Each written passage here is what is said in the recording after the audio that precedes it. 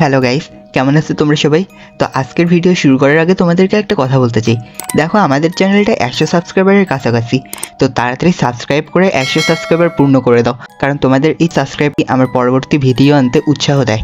তো আজকে আমি ব্রিউইং লাভের এপিসোড 4 এক্সপ্লেন করতে যাচ্ছি। তো চলো শুরু করা যাক। এপিসোডের শুরু হয় যখন মিনজু ইয়ংজু এবং গ্রামবাসীদের মধ্যে দাঁড়ানোর সিদ্ধান্ত নেয়।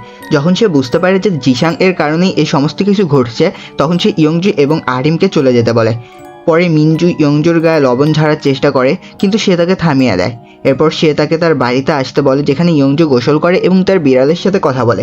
সে মিনজুকে ব্রুয়ারিতে খুঁজে পায়। মিনজু স্বীকার করে যে এই গ্রামবাসীরা তার জন্য অনেক গুরুত্বপূর্ণ।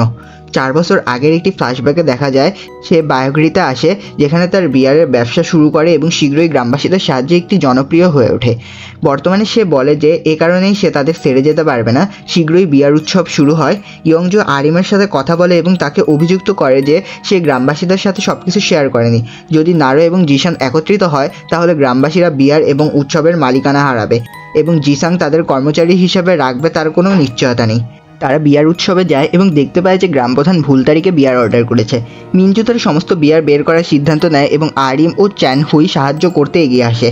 ইয়ংজুর আরেকটি আইডিয়া আসে। সে বোমকে সঙ্গে নেয় এবং একটি বড় ট্রাক ভর্তি বিয়ার নিয়ে আসে।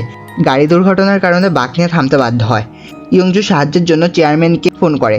সব আহত যাত্রীদের একটি অ্যাম্বুলেন্সে পাঠানো হয়। চেয়ারম্যান আরও বিয়ার নিয়ে হাজির হন।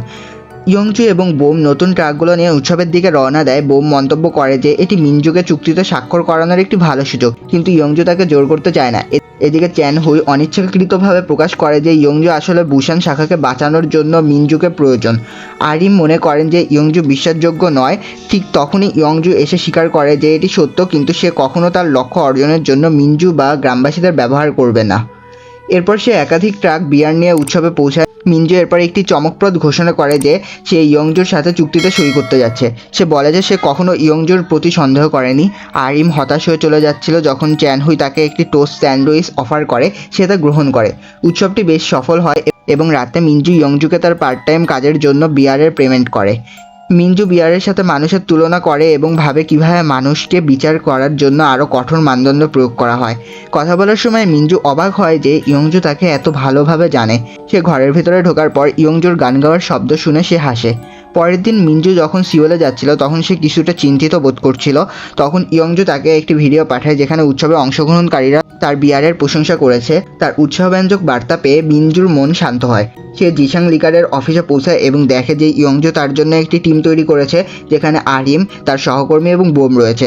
তারা চুক্তি সই করে এবং কোম্পানির কারখানা পরিদর্শন করে। এরপর দলটি ডিনারে যায়, যেখানে রাও ও মিনজুকে একটি স্বাদ পরীক্ষা চ্যালেঞ্জ করে।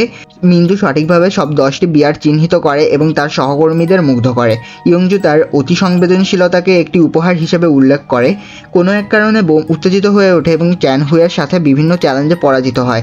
ডিনারের পর ইয়ংজু বোমের কপালে থাকা আঘাত সরিয়ে দেয় এবং মিনজু বুঝতে পারে যে বোম ইয়ংজুকে পছন্দ করে। মিনজু বোমের প্রতি সহানুভূতি অনুভব করে এবং নিজেকে মনে করিয়ে দেয় যে এগুলো তার নিজের অনুভূতি নয়। তবে বৃষ্টি শুরু হলে ইয়ংজু তার দিকে ছুটে এলে মিনজু ভাবতে শুরু করে যে এই অনুভূতিগুলো হয়তো আসলেই তার নিজের। আর এখানেই শেষ হয় ব্রিউইং লাভের 4র্থ পর্ব। তো বন্ধুরা, কেমন লাগলো ব্রিউইং লাভের এপিসোড 4 এর কাহিনী? এর পরবর্তী এপিসোডের এক্সপ্লেনেশন পেতে আমাদের চ্যানেলটাকে লাইক সাবস্ক্রাইব করে পাশে থাকেন। ধন্যবাদ সবাইকে।